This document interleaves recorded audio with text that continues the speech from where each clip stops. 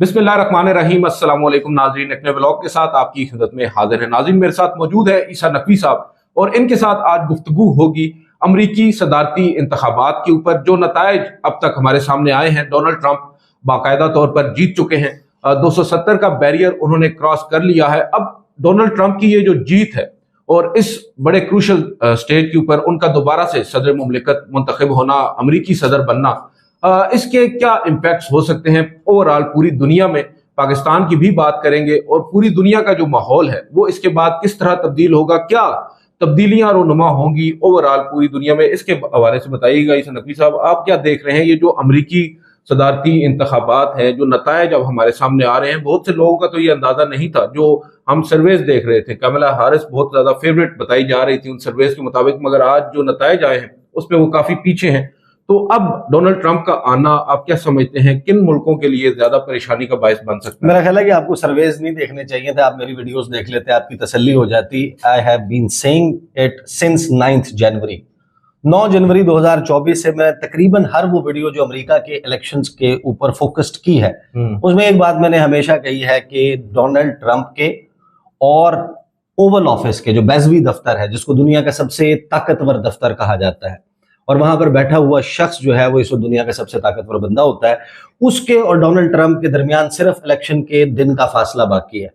अगर Donald Trump assassinate नहीं हो जाते, अगर डोनाल्ड ट्रंप जिंदा रहते हैं, ये मैंने बात बार बार कही थी, ये लोग जो इसको मिक्सअप कर रहे थे वो अमेरिका की शायद हिस्ट्री से वाकिफ नहीं है, अमेरिका के कल्चर से वाकिफ नहीं है। एक तो ब्राउन होना, हाफ कास्ट होना और इमिग्रेंट उसमें होना, ओबामा वॉज एन एक्सेप्शन, और फिर खातून होना।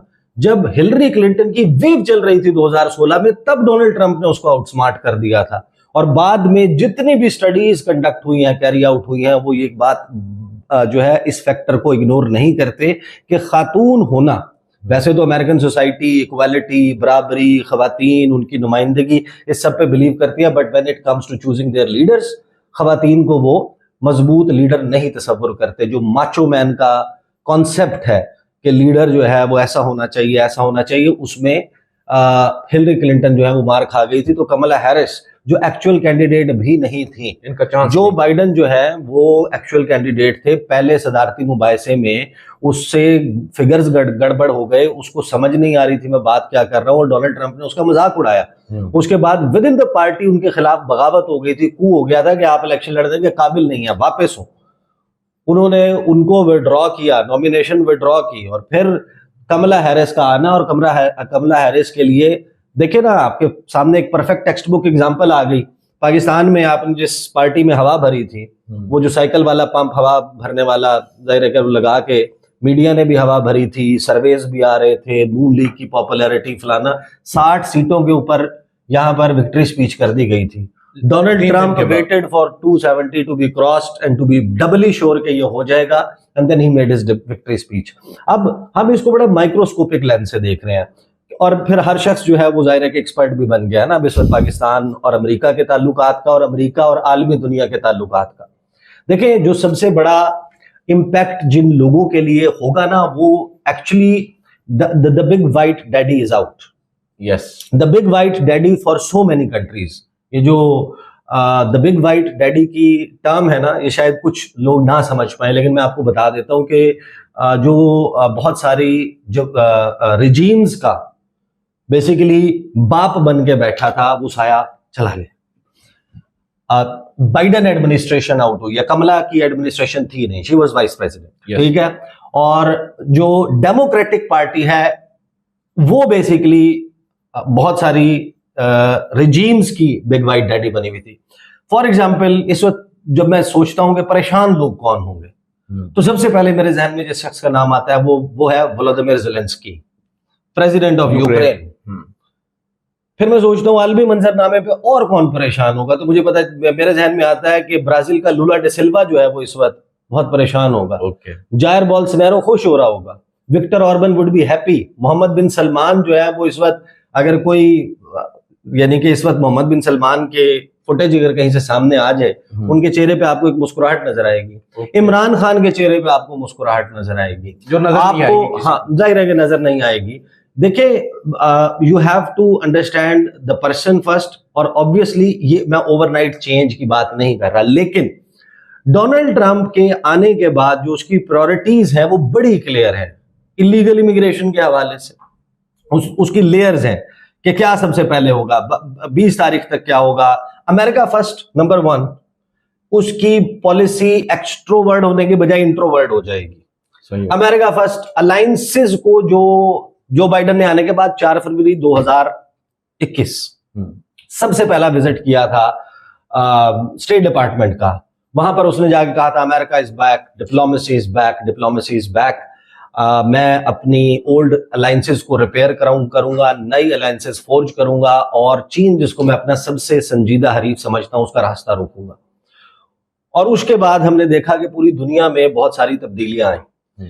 जो बाइडेन ने पैसा, क्लाइमेट जाहिर है कि फोकस ट्रंप के फोकस से आउट है, उसने पैसा लगाना शुरू किया।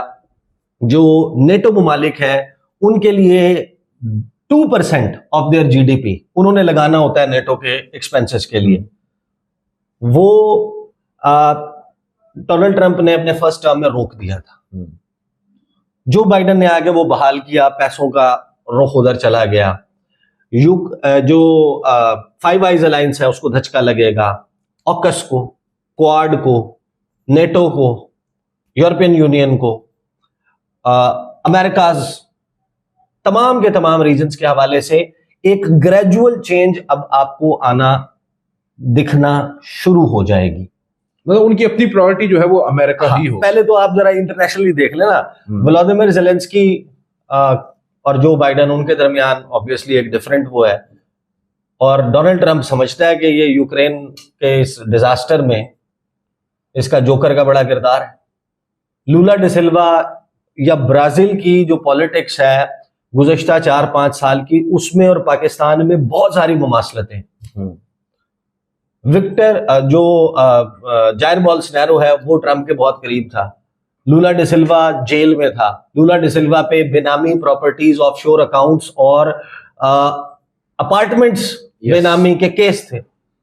उसको कैसे जेल से निकलवाया गया, जायर बोल्सोनारो कैसे हारा, वहां पर मुतशद्दिद मुजाहिरे और वो सारा सिलसिला। अगर आप इन दोनों के नाम ना ले तो मुझे तो लगता है हम पाकिस्तान की बात। और लूला डी सिल्वा जो है वो जिसको कहा था कि he is done and dusted, वो प्रेसिडेंट बन गया जो बाइडेन के तो फैल। फिर ऑब्वियसली ट्रंप का जो स्टाइल है वो स्टाइल क्या था, जब हम ये जाहिर है कि हमने तो उसको बड़ा क्लोजली कवर किया है फॉरेन ऑफिस में एज ए बीट रिपोर्टर रहते हुए भी और अदरवाइज भी मुख्तलिफ इंटरनेशनल इवेंट्स के एतबार से। तो डोनाल्ड ट्रंप जो है उसका स्टाइल ये है कि वो कहता है कि Viktor Orban is my twin brother, Jair Bolsonaro is my twin brother, and जुड़वा भाई कहता है Abdel Fattah Al Sisi is my favourite dictator. कि दुनिया में बहुत सारे डिक्टेटर्स हैं लेकिन उन आमिरों में मेरा पसंदीदा आमिर अब्दुल फताह अल सीसी है। अब अमेरिका की जो पॉलिसी डेमोक्रेसी के हवाले से अदरवाइज है, उसमें एक शख्स का ये ओपनली कहना कि of all the dictators I like Abdel Fattah Al Sisi the most। फिर घंटों टेलीफोन के ऊपर अपनी दौलत के अंबार और बिजनेसेस और इन मामलात के ऊपर मोहम्मद बिन सलमान के साथ गप्पे लगाना, ये तो एक अनकन्वेंशनल अमरीकी सदर है ना, जो जब ओवल ऑफिस में आएगा उस बैजरी दफ्तर में तो बहुत सारी चीजें तब्दील होंगी। So is it going to change for Pakistan. ये जितने लोग ये अंदाजे लगा रहे हैं ना कि कोई तब्दीली नहीं आएगी, ये मैं आपको ये नहीं कह रहा कि अपसाइड डाउन हो जाएगी, लेकिन ये जो मामला चल रहे हैं ना ये नहीं चल सकेंगे, और उसकी बहुत सारी वजूहात है। अभी तो देखें, मैं आने वाली वीडियोस में, अब जाहिर है कि ये इशू और सब्जेक्ट ऐसा है कि इस पे थॉरली मैं बहुत सीरीज जो है वो करने लगा हूं, और अगले 24-48 घंटों में तैयार रहे ढेर सारी इस सब्जेक्ट के ऊपर चीजें मैंने करनी है। रिपोर्ट 9 जनवरी 2024, अभी पाकिस्तान का इलेक्शन नहीं हुआ था। मैं आपको वीडियो का टाइटल बता देता हूं। मैंने एक वीडियो किया था, उसका थंबनेल जो है वो, बल्कि मैंने भी आपको उसका वो फॉरवर्ड भी किया है, मैं इतनी देर में मैं निकाल लेता हूं। उसमें देखें, ये जो अमेरिका है ना, अमेरिका में ये तब्दीली है, उस तब्दीली का ये मतलब नहीं है डोनाल्ड ट्रंप के पास has got too much in his plate. लेकिन आपने अभी एक लोकल सिनेरियो पे उसको बहुत सारी चीजें हैं। उसने भी गुज़श्ता 4 साल में जो उसकी परसिक्यूशन हुई है उसकी पार्टी की, वो समझता है उसने बदले लेने हैं अपने, उसने बहुत सारे जर्नैलों से इस्तीफे लेने हैं, उसने बहुत सारी एडमिनिस्ट्रेशन में उखाड़ पिछाड़ करनी है, स्टेट डिपार्टमेंट में तब्दीलियां आनी है। अभी उन्होंने अपनी कैबिनेट जो है उसका डिसाइड करना है, नेशनल सिक्योरिटी एडवाइजर कौन होगा, सेक्रेटरी ऑफ स्टेट कौन होगा, सेक्रेटरी ऑफ डिफेंस कौन होगा, यानी कि वजीर खारजा, वजीर दिफा। उसके बाद पूरी के पूरे स्ट्रक्चर जो है वो अपसाइड डाउन होगा। और इस मरतबा मैं आपको बताऊं, ये तब्दीली, ये कोई नॉर्मल तब्दीली नहीं होगी। अब वो जो मैं जिस वीडियो का हवाला दे रहा हूं ना, उसका थंबनेल था कि खतरा नवाज शरीफ के सर पर मंडला रहा है। इस्लामाबाद से 11,367 किलोमीटर दूर एक बहुत बड़ी डेवलपमेंट हो रही है। डोनाल्ड ट्रंप की वापसी नवाज शरीफ के लिए क्यों तबाहकुन हो सकती है। मैं आने वाली वीडियोस में वो दोबारा आपके सामने जो है वो चीजें रखूंगा। लेकिन आप यू आर आस्किंग समथिंग। मैं ये पूछना चाह रहा था कि अभी आपने बिग डैडी की भी बात की थी, तो आपके इस टाइटल को पढ़ के तो ये भी अंदाजा हो रहा है कि वो बिग डैडी जिनके थे उनमें हमारी मौजूदा हुक्मरान सियासी जमात या जमातें हैं, ये भी शामिल हैं, जिनको बिल्कुल शामिल है। अब हम देख रहे हैं जो उनका रवैया अब कल से देख रहे हैं। जो डोनाल्ड ट्रंप सब जैसे जैसे जीत के करीब जाते रहे, हमने देखा कि ट्वीट्स भी डिलीट होने लग गए बहुत से लोगों के, और कुछ को तो आपने भी निशानदेही की कि ये वाला भी डिलीट कर दें। तो इस सब से नजर यही आ रहा है कि जिस कदर तंज किया जा रहा है पाकिस्तान तहरीक इंसाफ के ऊपर, कि वो ज्यादा कुछ उम्मीद है, उसके ऊपर भी बात करेंगे अगली वीडियो में। लेकिन मैं ये जानना चाह रहा हूं कि पाकिस्तान तहरीक इंसाफ को अगर थोड़ी देर के लिए बाहर कर दे, इन लोगों को क्यों कर परेशानी है डोनाल्ड ट्रंप के आ जाने से? इनको परेशानी वैसे तो होनी चाहिए। मुझे याद आ गया, आपने एक ट्वीट किया था, एक गाना था, जूता पॉलिश करेगा लेकिन तुम पर मरेगा। वो आपने किया था ना, आपने किया था ना, और आपने लोगों से पूछा भी था गैस करें कौन है। लोगों ने नीचे कमेंट्स भी किए थे। मैं उस वक्त भी जब ये बात हो, तो जब ये बात हुई है, मैं ये कह रहा था कि ये जो कर रहे हैं ये डिजास्ट्रस है, इनको नहीं समझ आ रही। यार आपकी मेमोरी कितनी शार्प है। ये चीजें बड़ी, ये चीजें बहुत ज्यादा इनको हॉन्ट करेंगी और हॉन्ट करना शुरू हो चुकी हैं। इमरान खान की केस को फिलहाल सेपरेट कर दें, उसके ऊपर कि अभी देखें बहुत सारी चीजें हैं।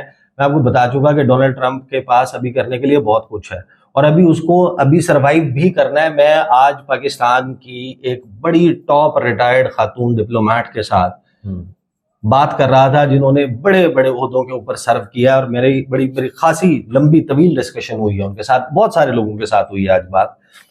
और उन्होंने एक बात की, उन्होंने कहा कि अभी तो he has to make sure that he leaves 20th of January।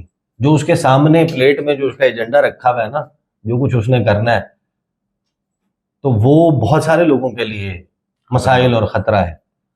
तो अभी तो 2 अटेम्प्ट्स तो आपको पता है ना कि ड्यूरिंग द कैंपेन हुई है। यस, डोनाल्ड ट्रंप पे ही सर्वाइव्ड। और एक के बारे में तो बताया गया कि कैसे उसकी उन्होंने स्लोमो करके, उसकी स्लो डाउन करके, उसको ब्रेक करके फ्रेम्स में उसके सर के मुड़ने और गोली के गुजरने का जो पूरा उन्होंने ट्रैजेक्टरी बनाई है कि भेजा आउट था उसका, नैनो सेकेंड्स वो बंदा ही वाज़न्ट देयर।